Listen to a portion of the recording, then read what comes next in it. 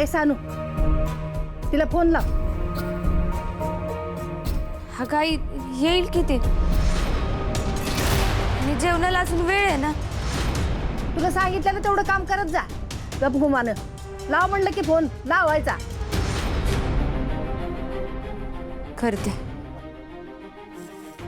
हे बघा आलीच. काय ग, कुठं गेली होतीस ग? जरा एक काम होतं म्हणून गेले होते. कसलं काम होतं? महत्वाचं होतं जरा काम म्हणून गेले होते. पण काही काळजी करू नका, मी लगेच स्वयंपाकाला लागते. आम्ही म्हणतो ही माहेरच गेलेली आई. अहो नाही नाही, असं कसं नाही? श्रावणी, तुला काय वाटलं आम्हाला काय कळत नाही? नाही तू असशील शानी. आम्ही 150 आहे. आमच्यापासनं का नाही काहीच लपून राहू शकत नाही. त्याच्यामुळं खरं काय ते सांग. काय काय रे नटमोगरे, बापाकडे गेलतीस ना? नाही, कशाला गेली होतीस? चुगल्या लावायला? अगं तुझ्यामुळं, तुझ्या घरच्यांच्यामुळं तुझ्या सासऱ्याची ही अवस्था झाली. हा,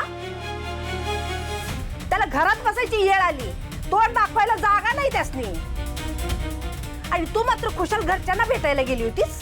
हा, तू माझी आठ परत मोडली. नाही नाही, खरंच माहेरी नव्हते गेले मी. मग कुठं गेली होती? ते मला तुम्हाला सांगण्याची गरज वाटत नाही. आम्हासनी उलट उत्तर देते. हाय बघ, आम्हासनी उलट उत्तर देते. उलट काय बोलले मी? एवढंच म्हटलं की मी कुठे गेले होते ते मला तुम्हाला सांगायची काही गरज वाटत नाही. यात काय चुकलं माझं?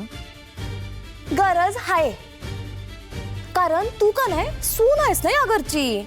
हो सून आहे म्हणून काय आता मी कुठे जाते, काय करते, कधी परत येते सगळं तुम्हाला सांगायचं का? मी सांगावं लागल तुला.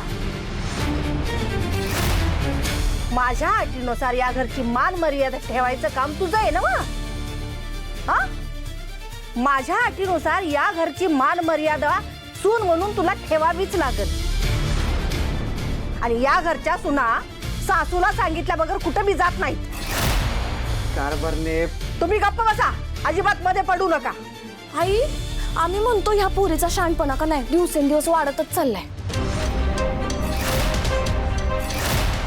मागच्या वेळी पण जाऊन आली बापाकडं, आता परत जाऊन आली, ते पण न सांगता. तुझी अट मोडली आई. ते काय नाही, तू बरोबर हिला शिक्षा देऊन टाक. काय